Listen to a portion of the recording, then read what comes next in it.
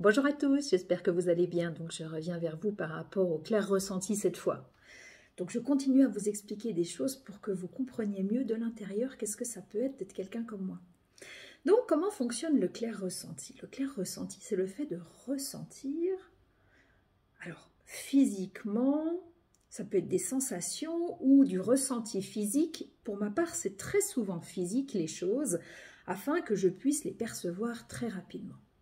Comment est-ce que cela se manifeste? Eh bien, par exemple, si j'ai un défunt qui s'invite dans une consultation, même si ce n'est pas ce que je fais vraiment en cabinet, je sais le faire.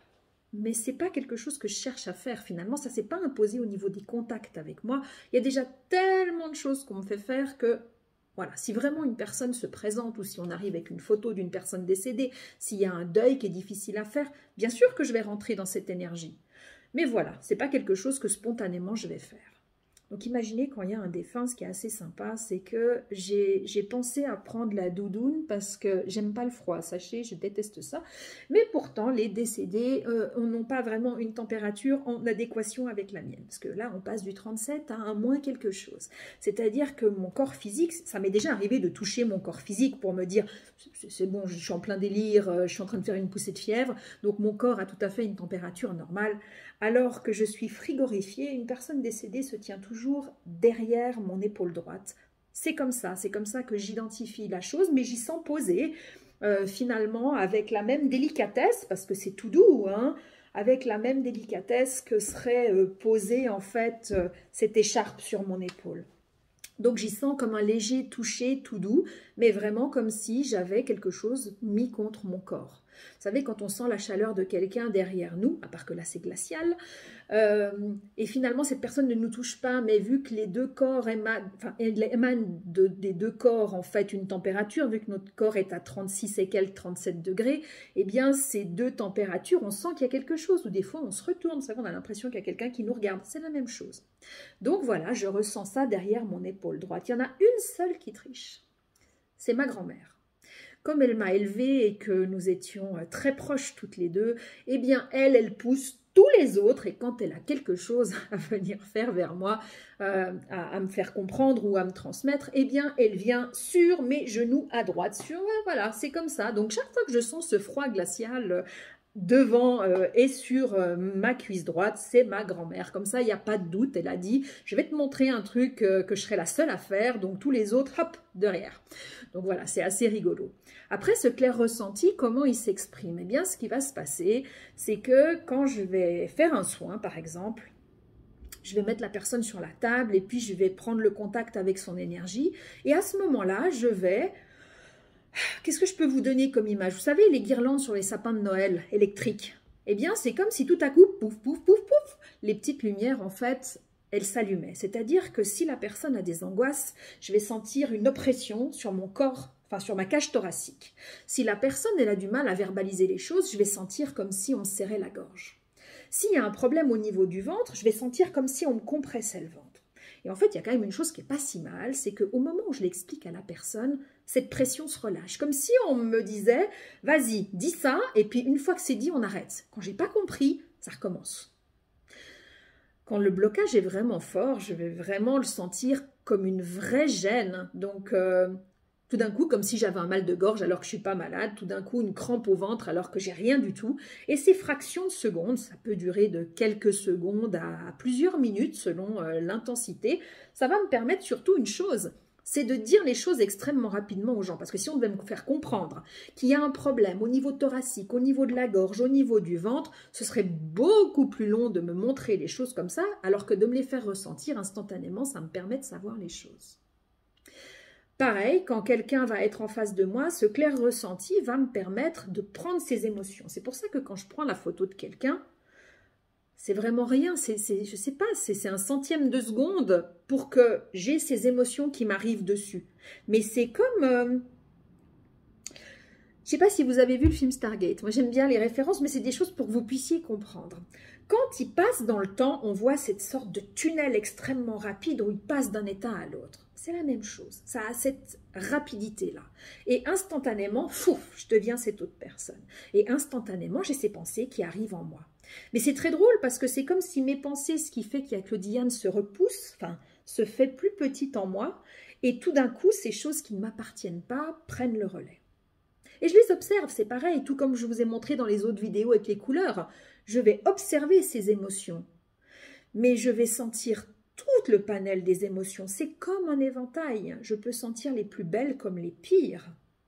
J'entends les gens hurler, je sens la violence, je sens les colères, je sens le dégoût, je sens la nature de l'angoisse, je sens quand les personnes n'ont plus d'attachement à la vie et qu'elles pensent à mourir, quand il y a des idées noires. Je peux sentir tout ce panel-là.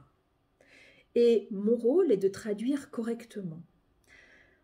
À 80-90% du temps, les mots que j'emploie sont justes, ou l'émotion, elle est vraiment à la bonne fréquence. C'est vraiment ça, je vous ai déjà parlé des fréquences radio, donc c'est ça.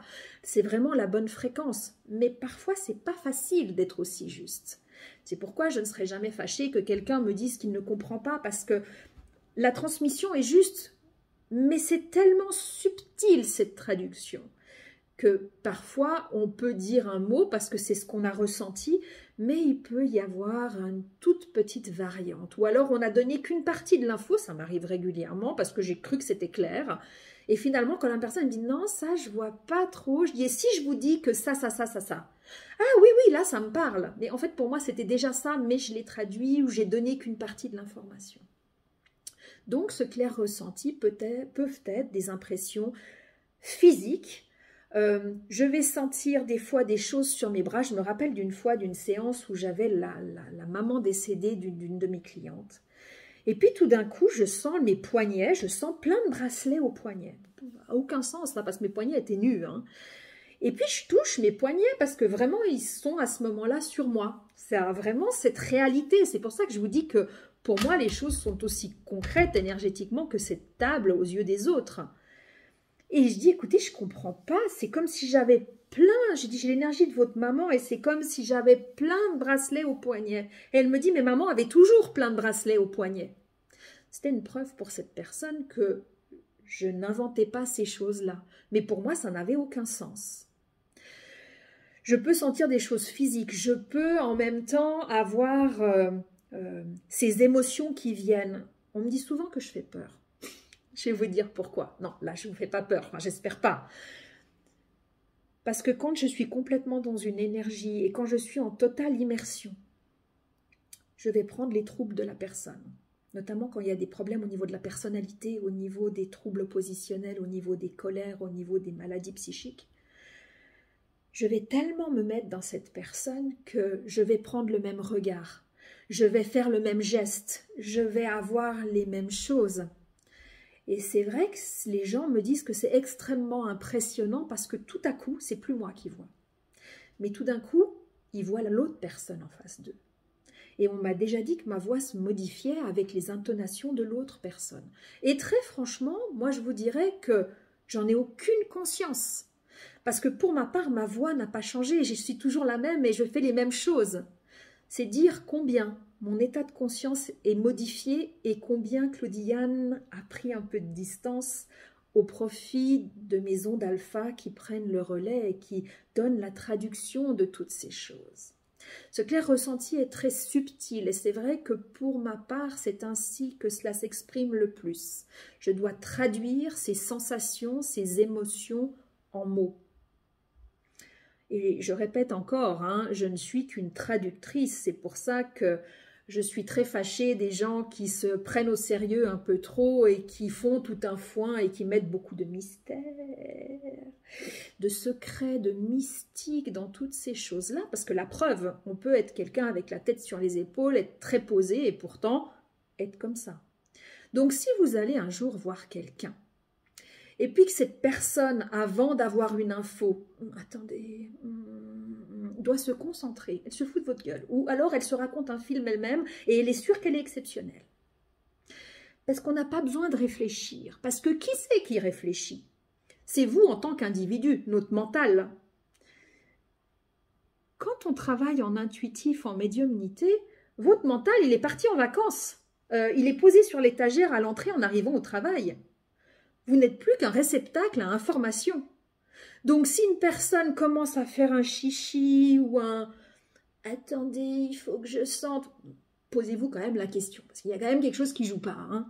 Donc les gens me disent « Attendez, des fois, est-ce que je peux commencer à enregistrer ?» Parce que j'ai déjà sorti 10 phrases. Et c'est vrai que je regarde les énergies avant même de rencontrer les gens parce que j'ai pas envie d'être polluée par ce que mes yeux verront, par tout ça.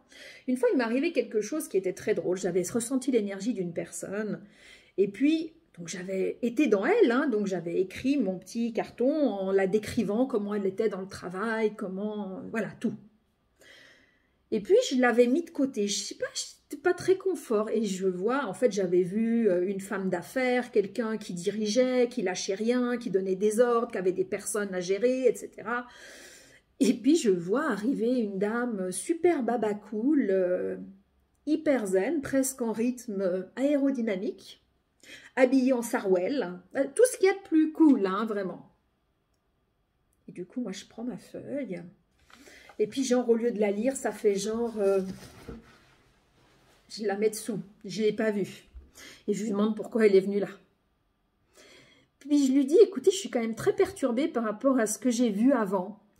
Alors bon, très timidement, j'ai repris, c'est pas ça, hein, c'est qu'un papier ça, mais j'ai repris la feuille que j'avais écrite sur la dame, puis j'ai dit, écoutez, voilà, pour moi, vous êtes une personne comme ça, comme ça, comme ça, comme ça. Puis elle a souri, puis elle me dit, oui, c'est exactement ce que je suis dans le travail. Mais quand je suis en congé, je suis différente. Ce jour-là, ça m'a donné une bonne leçon. Ça m'a appris que ce que je suis capable de percevoir avec mon cœur ressenti est 1000 fois plus juste que tout ce que mes yeux pourraient me montrer. Je le savais, mais j'avais besoin de cette petite gifle pour me dire, tu vois, tu veux pas écouter, tu vois qu'on a raison. Donc depuis, j'ai continué à faire ces petits papiers avant que les gens viennent. Alors c'est vrai que ça me bouffe du temps sur mon temps de congé, mais c'est aussi ma carte de visite parce que les gens, quand ils parlent de moi, ils montrent aux gens en disant « mais regarde, elle m'avait jamais vue ».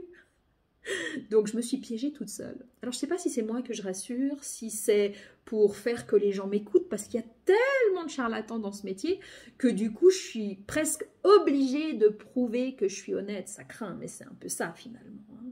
Donc c'est très joli parce que mes filles m'ont écrit quelque chose par rapport à mon travail. Elles n'osaient pas forcément dire ce que je faisais, et c'est vrai qu'enfant je les ai beaucoup protégées.